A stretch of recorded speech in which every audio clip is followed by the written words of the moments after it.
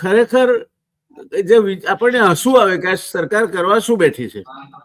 એટલે તમે યુનિયન બનાવવું હોય તો તમારા જે એમ્પ્લોય હોય એની મંજૂરીથી બનાવી શકાય. અરે એ થોડા કઈ મંજૂરી આપવાના છે, અને મંજૂરી આપશે તો એ પોતાના વાળું યુનિયન બનાવશે. એટલે એક વેસ્ટેડ ઇન્ટરેસ્ટ યુનિયનમાં તમે ઉભો કરીને યુનિયનમાં ફાળ પડાવવા માંગો છો, યુનિયન પ્રવૃત્તિને તોડવા માંગો છો, એવો થયો અર્થ એનો. આ તો સીધી રીતે યુનિયન એક બાજુ તમે કર્મચારીઓ 300 હોય ત્યાં સુધી છટણી કરવાની, લોકઆઉટ ને રિટ્રેસમેન્ટની છૂટ આપો છો. બીજી બાજુ યુનિયન કરવાના જે અધિકારો છે એને આવા ડાયલ્યુટેડ કરી નાખો છો કે તમે તો જ યુનિયન કરી શકો છો. તમારા એમ્પ્લોયર જે છે એ લોકો સંમત હોય તો તમે યુનિયન તરીકે અસ્તિત્વ પામી શકો.